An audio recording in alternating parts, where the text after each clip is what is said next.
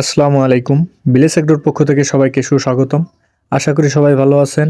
তো আপনাদের দোয়ার বরকতে আলহামদুলিল্লাহ আমরাও খুবই ভালো আছি। তো আজকে আপনাদের দেখাতে যাইতেছি যে কিভাবে শীতের সকালে গরুকে সকালে সকালে গরম খাবার তৈরি করে দেওয়া যায়। আপনারা ইতিমধ্যে জানেন যে শীতের তীব্রতা বেড়েছে। এর জন্য আর কি আমরা যারা প্রান্তিক খামারি প্রান্তিকভাবে ২টা ৪টা ষাঁড় গরু লালন পালন করি বা গাভী গরু যে কোনো গরুই লালন পালন করি না কেন, তো সকালে সকালে ওদের এই শীতের মধ্যে কিছু গরম খাবার যদি দেওয়া যায় তাহলে ওদের আসলে শান্তি হবে বা সুস্থ থাকবে।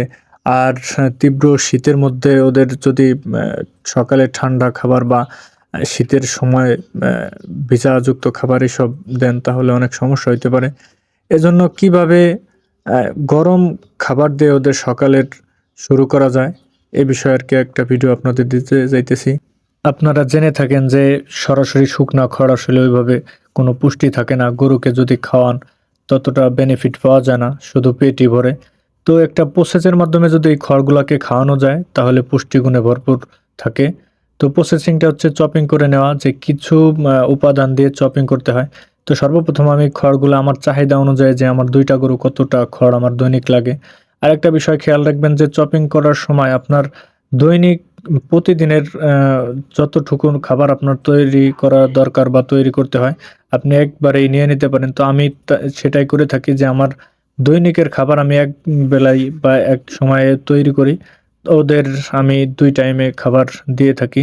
সাধারণত একটা বিষয় খেয়াল রাখবেন যে গরুকে সারাদিন খাবার দেওয়া যাবে না বা খাওয়ানো যাবে না। ওদের সকালে এবং বিকালে ২ টা টাইম মেইনটেইন করে যদি খাওয়াইতে পারেন তাতেই এনাফ। সারাদিন আপনারা ওদের খাওয়াইতে পারবেন না বা খাবার দিতেও হবে না। তো সর্বপ্রথম আমি খড়গুলা নিয়ে নেই, তারপরে সুন্দরভাবে কেটে নেই। সর্বপ্রথম আমি আমার ২টা গরুর জন্য নিয়েছি ৩ কেজি পরিমাণে খড় এবং ২৫০ গ্রাম নিয়েছিলাম লালি গুড় এবং ৫ থেকে ৬ লিটার পানি এবং বাদবাকি নিয়েছিলাম হচ্ছে লবণ, ৫০ গ্রামের মতো লবণ সুন্দরভাবে মিশিয়ে একবারে চপিং করে নিয়েছিলাম। তারপরে পুরো খাবারটাই কিভাবে গরম করলাম, আমি সর্বপ্রথম সকালে যে কাজটা করেছিলাম যে ৫০০ গ্রাম ভুসি দিয়ে এবং কিছু সবজির খোসা ছিল ওই সব দিয়ে সুন্দরভাবে জ্বালাইছি। অনেক গরম করে ফেলেছি। তো খাবারটা এতটাই গরম করে ফেলি যে ১ম এ আমি হাত দিয়ে সুন্দরভাবে মিশাইতে পারিনি। তারপরে আস্তে, আস্তে মিশাইছি। তো এখন আমি যে কাজটা করব, এই খাবারগুলো মিশাইয়া ২ ভাগে ভাগ করব। এক ভাগ এখন বেলা হয়তো ৮টা কি ৮:৩০ বাজে। এর ভেতরে আমি খাবারগুলা দিয়ে নেব।